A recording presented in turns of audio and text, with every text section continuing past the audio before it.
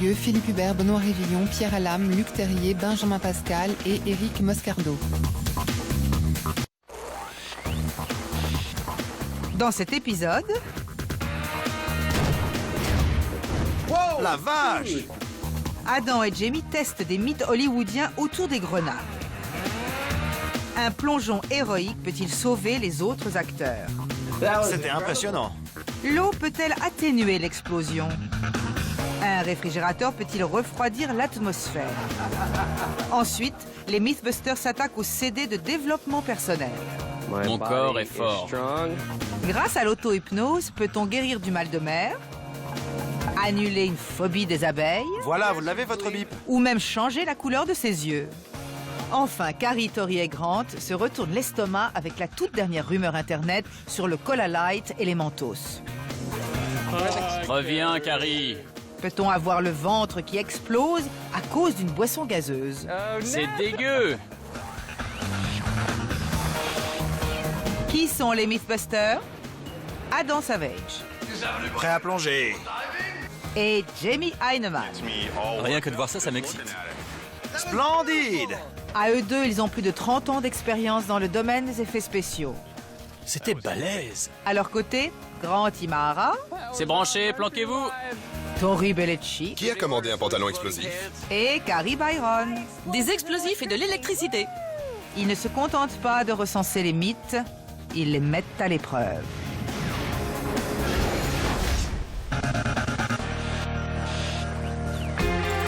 En procédant comme dans les films, peut-on protéger ses camarades d'une explosion de grenade? Fais gaffe. C'est pas des vrais, c'est des accessoires. Dis-moi tout. Notre mythe d'aujourd'hui est un mythe hollywoodien. Représente-toi un groupe de héros intrépides qui combattent le mal sans relâche. Une grenade dégoupillée atterrit à leurs pieds. Que se passe-t-il ensuite? Facile. Le plus héroïque de tous plonge sur la grenade et protège ses petits amis. Tout à fait. C'est ce qu'on va tester. Est-ce qu'on peut protéger ses camarades en plongeant sur une grenade? Voici encore un mythe explosif sorti des grands studios d'Hollywood.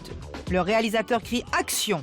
et notre intrépide héros écarte le danger au péril de sa vie. Quelques effets spéciaux plus tard, notre héros se retrouve au chômage alors que les autres personnages s'en sortent miraculeusement indemnes. Quel est ton plan? On peut commencer par construire un humain factice. Un héros en matériaux balistiques, c'est ça? Oui. Ensuite, on fera exploser des grenades, que le héros ait plongé dessus ou pas. D'accord. Il faut également trouver un moyen objectif de constater les dégâts de l'explosion, avec ou sans héros sur la grenade. Juste pour s'amuser, on pourrait aussi trouver d'autres moyens d'atténuer une explosion de grenade. Très bonne idée. La première chose à faire pour tester ce mythe, c'est de créer un vaillant héros disposé à plonger sur une grenade. Adam commence à fabriquer des corps. D'habitude, quand on construit un mannequin humain, on prend du gel balistique ou des carcasses animales.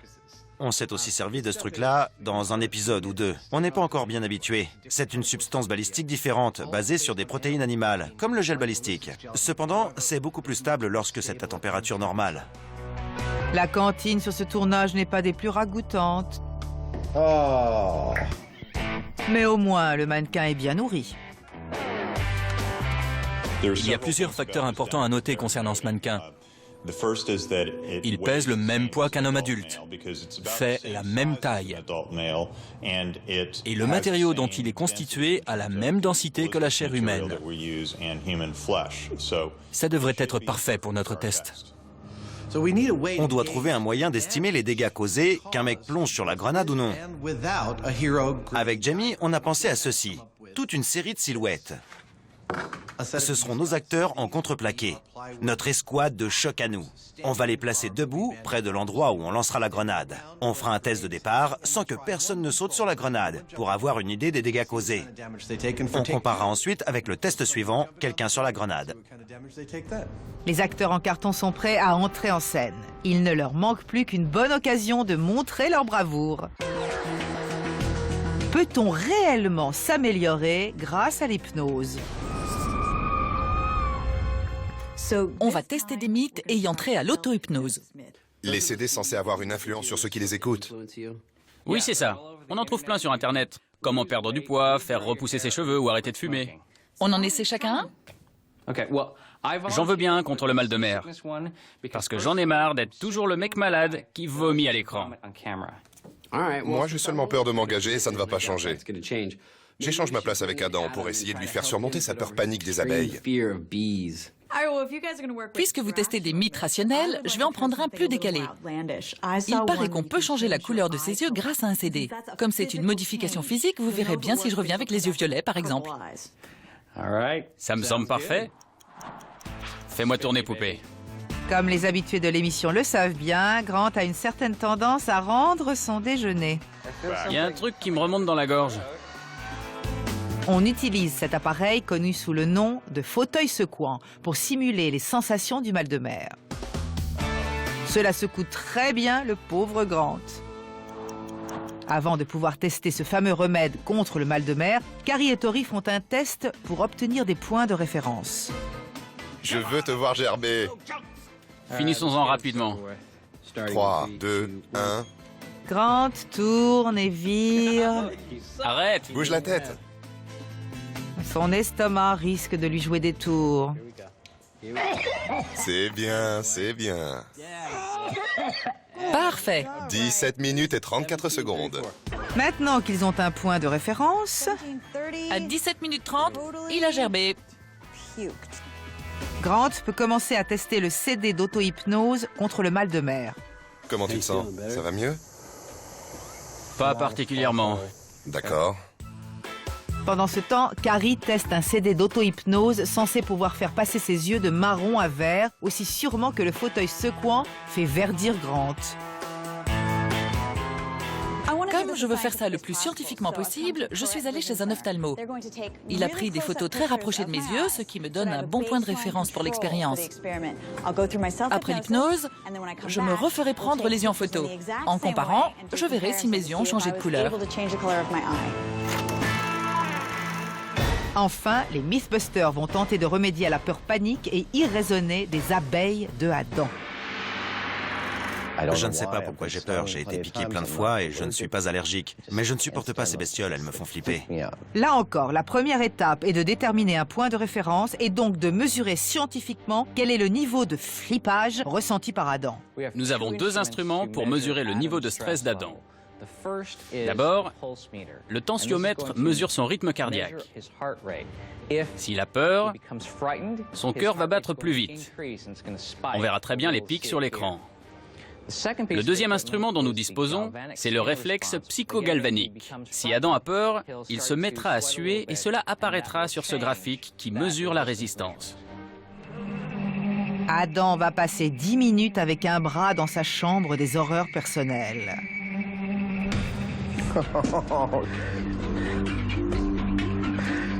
Il y en a un paquet. Il y a une pointe au niveau du pouls. Très bien.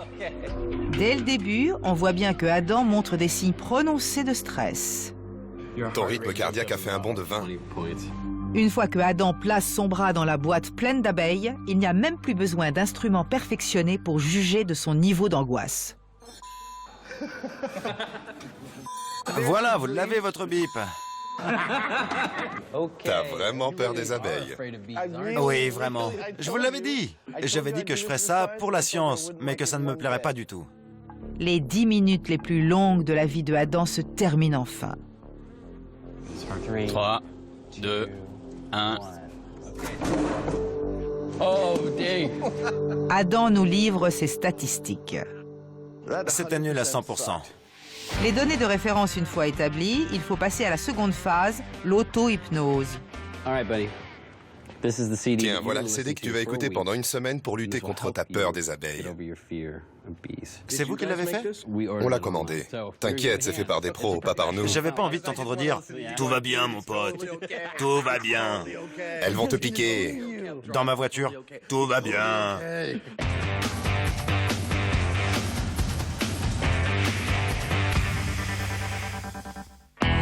Jamie et Adam testent une croyance répandue par le cinéma. En plongeant sur une grenade, on étouffe l'explosion et on sauve la vie de ses petits camarades autour. Comme les voisins risquent de râler en entendant une détonation de grenade à côté, les Mythbusters se rendent dans un de leurs terrains de jeu habituels. Si vous voulez faire péter des grenades, il faut aller dans un endroit où on fait péter des grenades, comme le champ de tir du comté d'Alameda, là où nous nous trouvons.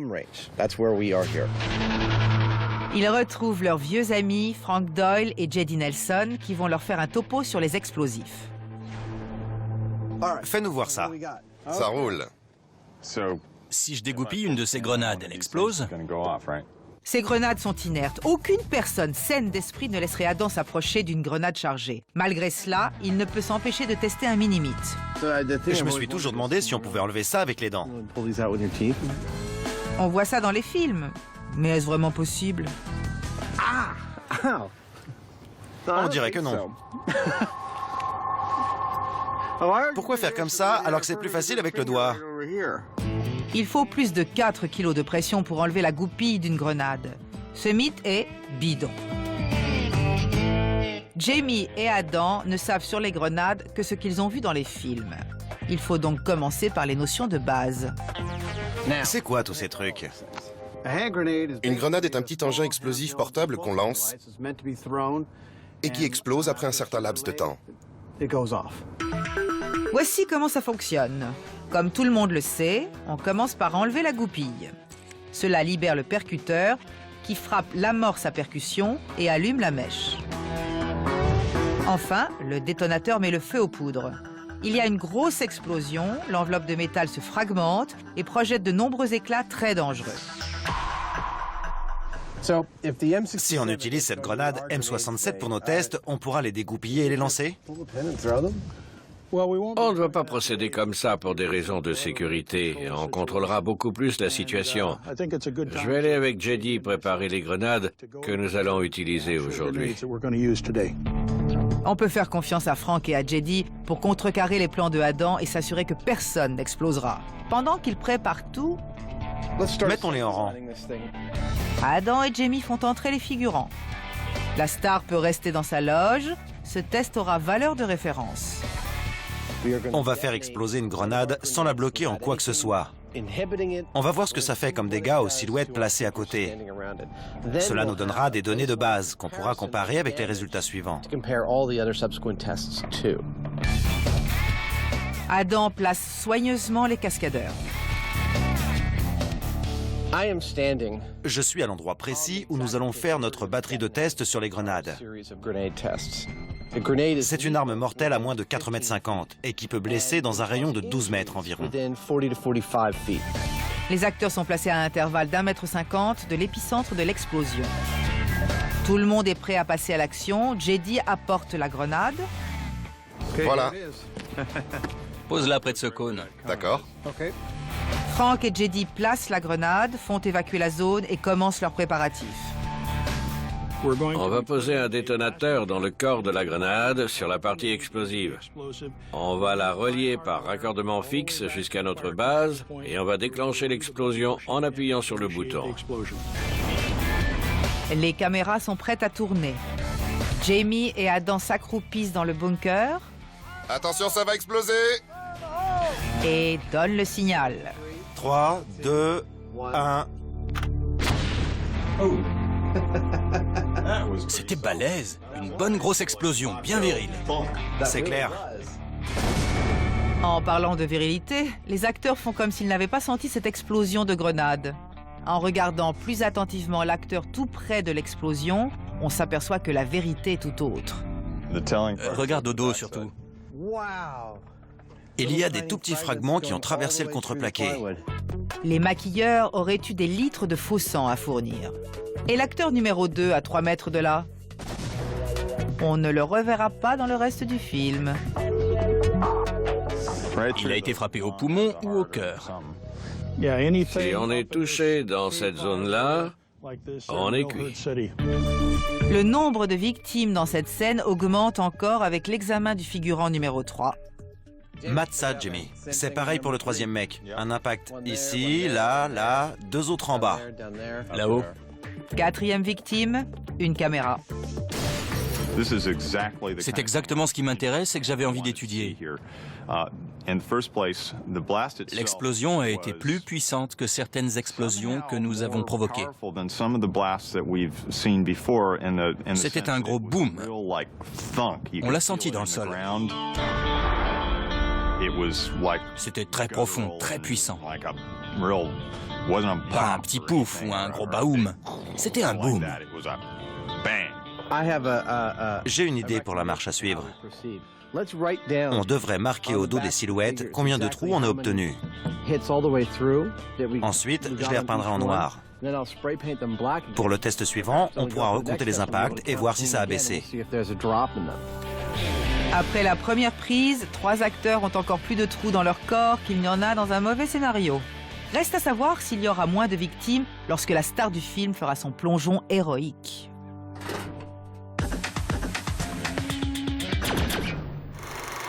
Look into the hypnotic eye. Une fois encore, les Mythbusters se dévouent au nom de la science. L'hypnose n'est pas qu'une attraction de foire ou un moyen de meubler des mauvais films. En action conjointe avec la médecine traditionnelle, on estime que l'hypnothérapie a aidé des dizaines de milliers de personnes à vaincre un grand nombre de troubles variés comme la dépendance, l'anorexie ou l'arthrite. Pendant une semaine, les Mythbusters vont tenter d'atteindre 3 objectifs différents grâce à l'auto-hypnose ou l'autosuggestion. C'est mon premier jour avec le CD d'auto-hypnose contre le mal de mer. Grant suit les instructions du livret. Il va écouter le CD une fois par jour. J'ai sincèrement envie que ça fasse effet. J'en ai marre d'être toujours le cobaye dans les expériences sur le mal de mer. Je suis loin d'être convaincu que ça va fonctionner. Mais je vais essayer quand même, en gardant l'esprit ouvert. Grant pense donc que le but qu'il s'est fixé est possible à atteindre. Carrie est dans une situation tout à fait différente. Elle vérifie l'efficacité d'une méthode beaucoup moins plausible. En écoutant son CD 2 fois par jour, elle est censée pouvoir changer la couleur de ses yeux. L'hypnotiseur me répète sans arrêt que mon subconscient modifie le taux de mélanine dans mes yeux et que je dois regarder dans le miroir pour voir s'il change de couleur. Il parle avec une intonation très flippante. Adam a trouvé un CD d'auto-hypnose censé l'aider à surmonter son apiphobie. C'est-à-dire la peur des abeilles, si vous vous posez la question. Avant sa première session, Adam, le sceptique, essaie d'être positif et d'abandonner ses préjugés. C'est utile de se concentrer sur la chose dont on a une phobie. Si je pense à des abeilles qui se posent sur moi sans me piquer, je pourrais faire des progrès au bout d'une semaine. Même si certains téléspectateurs un peu dérangés rêvent peut-être de regarder les Mythbusters dormir, nous allons accélérer le mouvement. Grant a suivi les instructions à la lettre pendant une semaine. Voyons si ça l'aide à garder son petit déjeuner dans son estomac. 3, 2, 1... Avant de commencer l'auto-hypnose, il ne tenait pas plus de 17 minutes. Pour que ce mythe ait des chances d'être confirmé, il faut qu'il dépasse largement ce seuil. Je suis content que ce soit toi qui souffres du mal de mer. Pour obtenir un succès total, Grant devra empêcher son repas de franchir ses lèvres. J'ai vraiment envie que ça fonctionne. Mon corps est fort. Il peut supporter toutes sortes de situations différentes. Grant reste concentré pendant plus d'une demi-heure. Malgré tous les efforts de Tori... Allez, Grant, on veut te voir gerber. L'estomac de Grant tient le coup. Tu sais que si ça fonctionne, on va rester là pendant très longtemps. Au bout de 34 minutes, c'est la délivrance. Grant reprend sa belle couleur verdâtre. Arrêtez. Arrêtez, ça suffit. Arrêtez, j'en peux plus. La technique d'auto-hypnose a retardé l'inéluctable, mais n'a pas guéri Grant de son mal de mer. Je ne sais pas si je guérirai un jour du mal de mer. En tout cas, je sais que ce CD d'hypnose ne m'a pas guéri. Pendant que Grant se remet de ses émotions, allons regarder Carrie droit dans les yeux. Je suis à la fac de San Francisco pour mon deuxième rendez-vous avec l'ophtalmo. Je vais voir si mes yeux ont changé de couleur après ma semaine d'auto-hypnose. Malgré 1h30 quotidienne d'auto-hypnose, les yeux de Carrie s'obstinent à rester marrons. Donnez-moi votre avis de professionnel. L'auto-hypnose a-t-elle changé la couleur de mes yeux? Ils sont de la même couleur, j'ai bien peur. Carrie s'attendait à ce résultat. De toute façon, est-il possible de changer la couleur de ses yeux? Il y a des médicaments et des produits chimiques qui permettent de changer la couleur de ses yeux. C'est donc possible, mais cela implique l'injection d'une substance dans l'œil ou une action sur le métabolisme de la cellule. Pour résumer, on peut changer la couleur de ses yeux, mais ça m'étonnerait qu'on puisse le faire par l'hypnose. Ce mythe est bidon alors. J'en ai bien l'impression. Ce mythe aurait besoin d'une bonne cure. Grant, Carrie et Adam testent des méthodes psychologiques subliminales. Sans beaucoup de succès. Carrie a gardé les yeux marrons, tandis que Grant est devenu vert. Et voici la réaction de Adam, le plus sceptique de tous. Pour moi, ce CD d'auto-hypnose, c'est de la camelote. Ça ne vaut rien du tout. Dans le premier test, on a mesuré le rythme cardiaque et le réflexe psychogalvanique de Adam. Entendu son langage fleuri. Tout cela a bien confirmé qu'il avait peur des abeilles. Après une semaine à écouter le CD d'auto-hypnose, réagira-t-il mieux face à la redoutable boîte à abeilles? Tu te sens mieux cette fois-ci? Un petit peu mieux. Apparemment, tu mens. Adam essaie de jouer au dur, mais les chiffres ne mentent pas. Son rythme cardiaque et ses degrés de stress sont au même niveau que pendant le premier test. Encore une autre qui se pose sur moi. Après quelques rencontres du troisième type bourdonnant, on voit bien que les 10 minutes que passe Adam en compagnie des abeilles lui sont insoutenables. Une seule conclusion s'impose. Qu'est-ce qu'on conclut sur l'auto-hypnose? Bidon, ça saute aux yeux. D'accord, mais toi, t'y as jamais cru. C'est vrai, mais j'ai suivi les instructions du CD et je me suis donné à fond. Résultat, que dalle, comme Adam. Oui, le pauvre. Même après sa cure d'hypnose, il a toujours peur des abeilles. C'est encore plus frappant avec moi. Et toi, t'étais super motivé. Je voulais que ça fonctionne et je pensais que ça donnerait quelque chose. La méthode a retardé mon mal de mer, mais ne m'a pas guéri. Ouais, t'as quand même gerbé. Ce mythe est bidon. Bidon. Bidon. Trouvez une meilleure méthode pour vous guérir. Mythe bidon. Adam et Jamie s'éclatent en testant le mythe du plongeon sur grenade, comme au cinéma. Leur premier test, sans bon samaritain, a mis 3 figurants au chômage. Un impact ici, là, là. 2 autres en bas. Là-haut. Ils passent maintenant à la deuxième prise. Leur héros fait ses tout premiers pas à l'écran. Attention les gars, une grenade vient de tomber près de vous. Je vais vous sauver la mise. Tu tiens bien?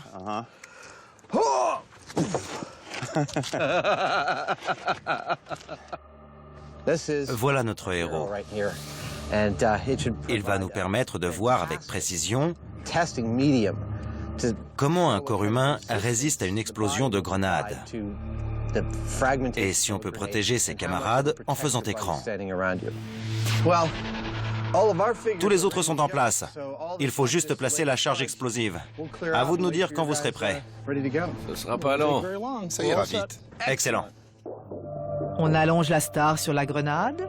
Son corps est en première ligne, tout comme le mythe. Si les 3 figurants les plus proches survivent, c'est qu'il y a du vrai dans cette histoire. Arrêtons-nous un instant pour parler de l'origine du mot grenade. Comme tu pouvais t'en douter, ça vient de grenade, le fruit. Les deux ne se ressemblent pas pourtant. Pas actuellement, c'est vrai. Cependant, au début, les grenades étaient plus grosses, comme le fruit du même nom. Elles étaient remplies avec des éclats ressemblant à des graines. Cool. On teste encore un mythe hollywoodien. Si c'est comme dans les films, notre intrépide cascadeur doit absorber à lui tout seul l'impact de la grenade et sauver la vie de ses camarades. 3, 2, 1... C'était violent. Une chose est sûre. Pas de happy end pour ce brave soldat du grand écran. Il a mal fini la journée, en héros. Le rôle du héros dans le film se termine ici. Son acte altruiste a-t-il sauvé quelques silhouettes en carton? Il y a un gros pet à l'avant. Derrière, il y a 1, 2, 3, 4... 4, c'est tout. Le premier figurant a subi 10 impacts de moins que lors de la première explosion. Cependant, les blessures sont-elles profondes? Cette blessure-là est très révélatrice. On dirait que c'est une grosse entaille. Mais il n'y a rien derrière. Après la première explosion, sans rien pour couvrir la grenade, si on voyait un trou à l'avant, c'est qu'il y en avait aussi un à l'arrière. Ça ralentit donc de façon flagrante les éclats projetés par la grenade. À 3 mètres de la grenade... Matza, Rien du tout. on dirait que notre héros a sauvé la vie de ses petits copains. C'est indéniable. On dirait que ce mythe est confirmé. Et voilà. Je suis épaté. Je m'attendais pas à un résultat aussi flagrant. Quand notre héros a sauté sur la grenade, il n'y a eu qu'un seul blessé sérieux sur les 8 silhouettes. Le figurant numéro 1, celui qui était à 1,50 m. Et encore, il n'a été touché qu'aux jambes. Le numéro 2 et le numéro 3 sont indemnes, comme les numéros 4 à 8. Tous les autres figurants ont survécu. Malheureusement, leur sauveur providentiel n'aura plus que des tout petits rôles.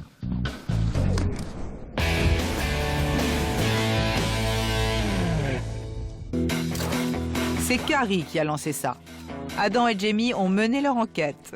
C'est une réaction beaucoup plus forte. Et ont poussé le bouchon assez loin. Malgré cela, la fontaine de mousse n'est pas encore tarie. Ça y est! Le Cola Light et les Mentos encore? Tu rigoles? C'est pas encore fini cette histoire? Je sais qu'on en a déjà beaucoup parlé, mais il y a une vidéo qui tourne beaucoup sur le net. C'est un mec qui s'évanouit après avoir mangé des Mentos et bu du Cola Light, prétendument parce que son estomac a explosé. Il faut qu'on teste ça. Ça a l'air cool. Essayez de faire péter un estomac avec du Cola Light et des Mentos. Génial! Le Cola Light et les Mentos sont à nouveau à l'honneur sur Internet. Vous y trouverez une tonne de vidéos comme celle-ci. Ce type, sûrement pas très malin, avale une poignée de Mentos avant de boire du Cola Light. Il espère ainsi devenir une fontaine vivante et avoir son quart d'heure de gloire virtuelle. D'après son ami qui a posté la vidéo, les choses se sont mal passées et il a fini à l'hôpital avec l'estomac perforé. Grâce aux analyses des Mythbusters, nous savons tout sur ce phénomène gazeux. Mais apparemment, ce geyser est doté d'une durée de vie phénoménale. Il refait encore surface. Et voilà. Trop cool. J'avais jamais fait ça. Moi non plus. Vraiment? Non. On a fait beaucoup plus haut, des fois jusqu'à 9 mètres. Comme il s'agit de savoir si la fontaine gazeuse peut vous faire péter le ventre, il faut faire des emplettes d'estomac. Comme Carrie a horreur des abats, c'est évidemment elle qui est désignée pour cette tâche. C'est toujours moi qui dois aller chercher les trucs dégueux. C'est ça un estomac? Ça a l'air rempli de machins. Il reste des substances diverses. Je ne sais pas si c'est de la bile, mais ce truc jaune est bien écœurant. Heureusement que j'ai déjeuné. Vous me donnez 4 gros estomacs bien dégoulinants, monsieur? J'ai rempli ma première mission. C'était un peu plus dégoûtant que je ne le pensais, mais je crois que je sais comment ça fonctionne. Oh, c'est dégueu. La première tâche des Mythbusters est de préparer ces estomacs de porc pour leur dose de Cola Light et de Mentos. T'as vu tout ce qui coule? C'est sympa. Mais d'abord, ils doivent enlever une espèce de liquide bizarre des estomacs. C'est une odeur extrêmement nauséabonde.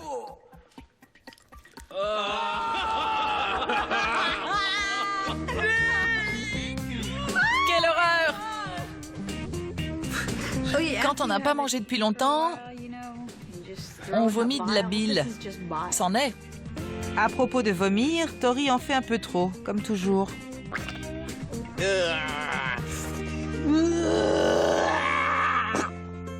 Ça va?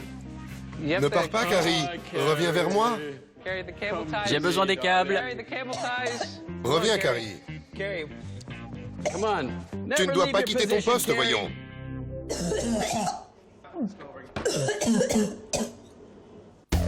L'estomac du porc est vide, tout comme celui de Carrie. Les Mythbusters fixent maintenant l'organe digestif sur leur cobaye. Carrie a un plan pour que cette expérience respecte fidèlement les conditions du mythe.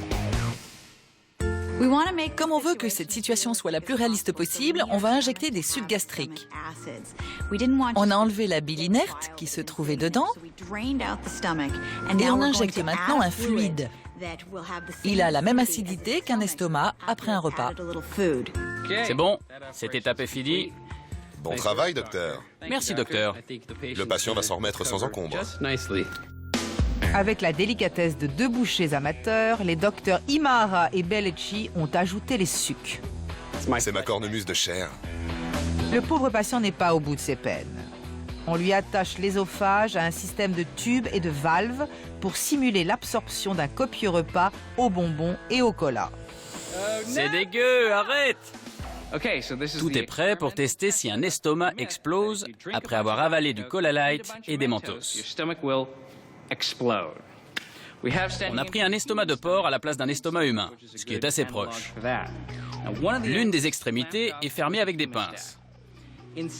À l'intérieur de l'estomac, on a mis de l'acide chlorhydrique, avec un pH entre 2 et 3, comme celui d'un estomac humain.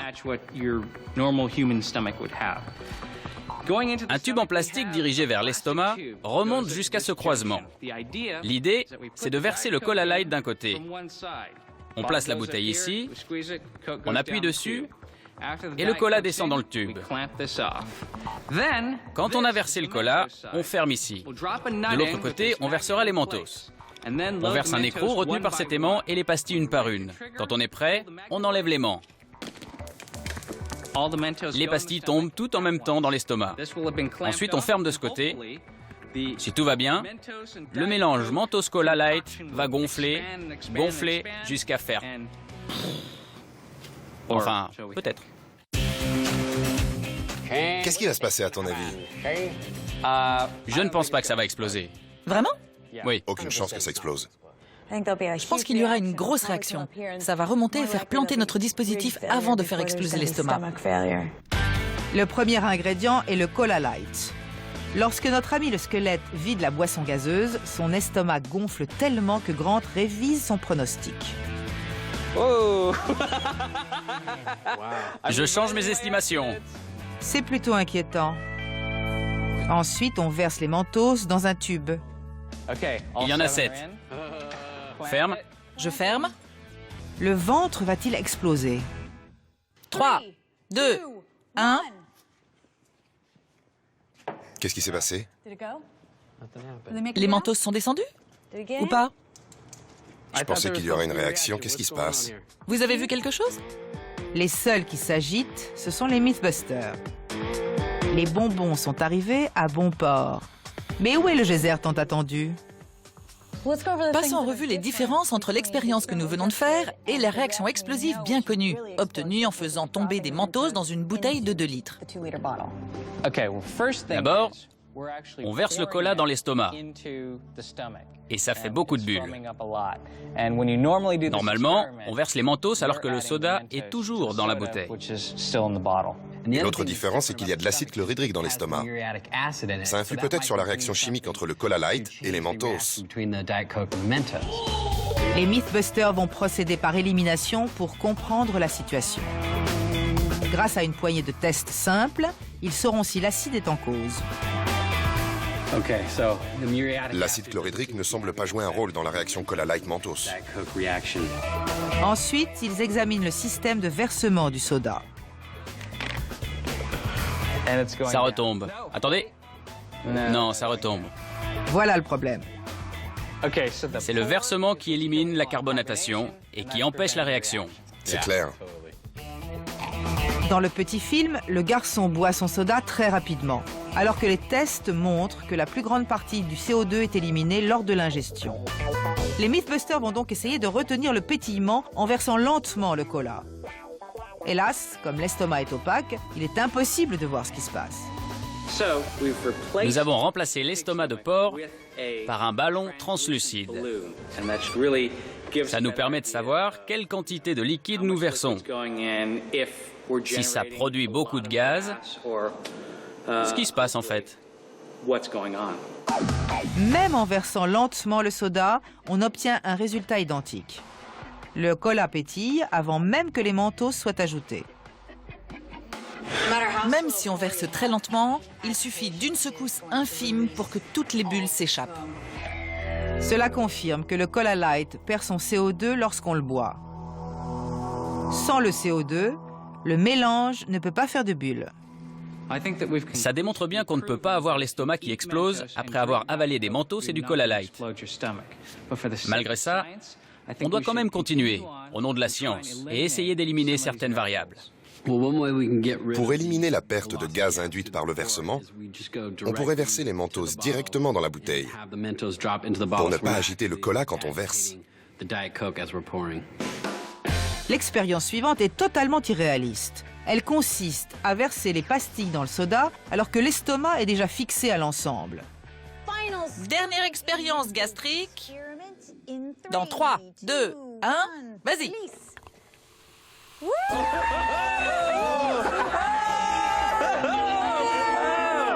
On dirait un dirigeable. Ça augmente encore. Vous imaginez ça dans votre estomac? Toujours pas d'explosion. Non. Pas d'explosion. Mais je suis sûre qu'il a vomi. Je veux une explosion. Comment est-ce qu'on va faire péter un estomac? Avec de l'air comprimé. Sérieux? Ouais! Les Mythbusters ont déjà prouvé que ce mythe était bidon. Mais ils ont envie de voir ce bidon-là exploser. J'injecte 2 barres d'air comprimé directement dans l'estomac. 3, 2, 1. C'est ce qu'on appelle avoir des gaz.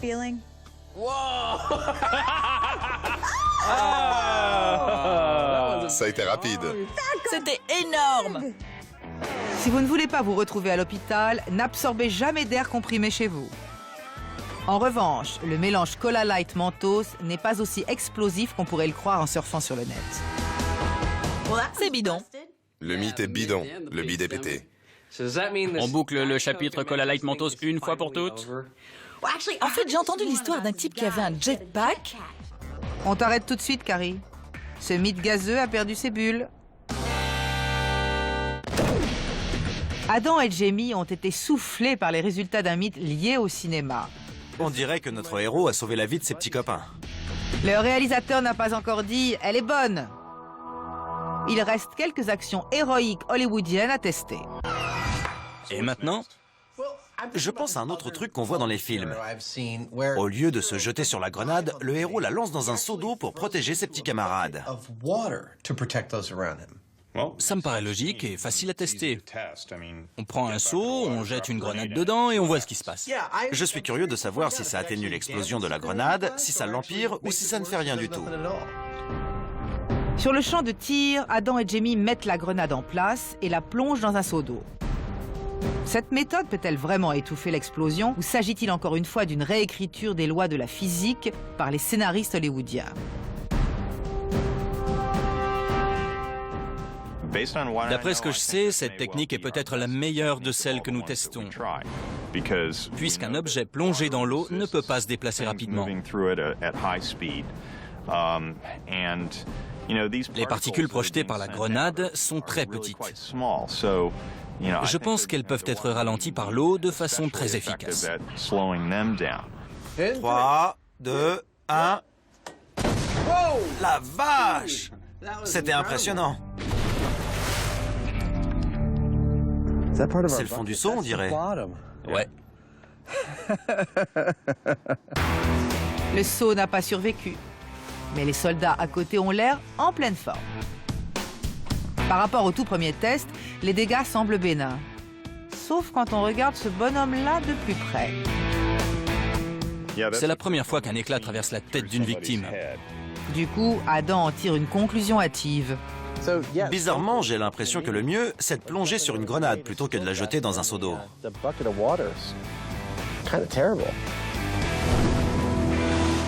Jamie, lui, essaie de repêcher cette théorie. Je ne suis pas d'accord avec toi. Dans la situation précédente, il faut que le héros soit près de la grenade quand elle explose. Si on a un seau d'eau et qu'on jette la grenade dedans, ça réduit considérablement le nombre d'éclats projetés, plus que dans le test d'avant. Et en plus, le héros peut survivre. Quand on veut protéger ses amis de l'explosion d'une grenade, la méthode du seau d'eau est parfaitement valable. Maintenant, passons à la dernière technique possible. Cette fois, elle vient d'une série télé. Notre héros essaie d'étouffer l'explosion en jetant la grenade dans un réfrigérateur.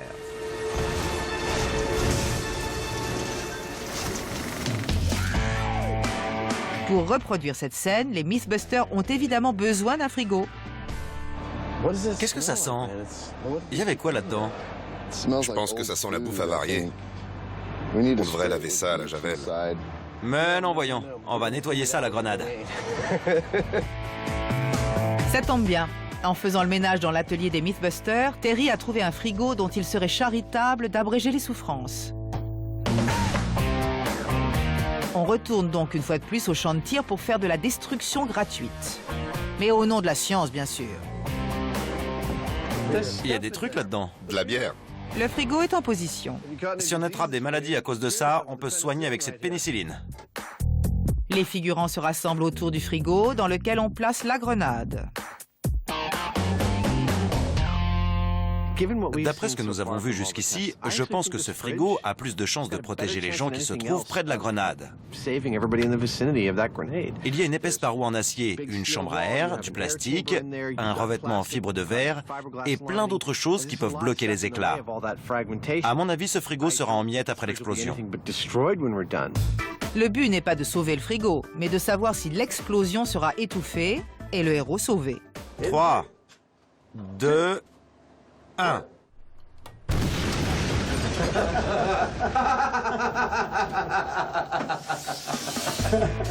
Sur le ralenti, on voit les silhouettes se la couler douce autour du frigo en se demandant ce qu'il y aura au dîner. Au menu, des pommes de terre sautées et de la roquette. J'ai l'impression que ce n'est pas la meilleure solution. Qu'est-ce que t'en penses? Oh man.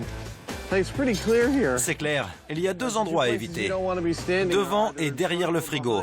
À côté, ça va. Revenons sur l'acteur qui est juste devant. Dans la séquence de la série, le héros s'éloigne du frigo en courant pour se réfugier près de la porte. En fait, le ralenti montre que ce n'est pas du tout la meilleure option. Il n'a pas survécu à la bataille du réfrigérateur. Non, le numéro 7 est tombé au champ d'honneur. Si vous croyez qu'un frigo peut vous protéger contre une grenade, vous faites fausse route. Je suis assis sur la preuve. Pas si vite, Adam. Tu avais prédit le contraire. Vu la fiabilité de ce pronostic, il vaut mieux demander le mot de la fin à Jamie. De toutes les tactiques que nous avons testées, celle-ci était sans conteste la pire. C'est assez logique quand on y pense. Il y a du métal susceptible de créer des éclats, des parois peu épaisses, du polystyrène et d'autres matériaux fragiles. C'est un peu le bazar.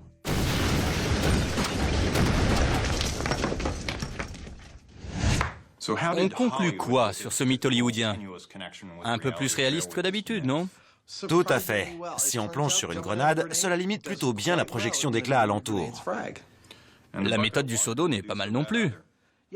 Sur les 3 méthodes qu'on a testées, il n'y a que celle du frigo qui devrait être coupée au montage.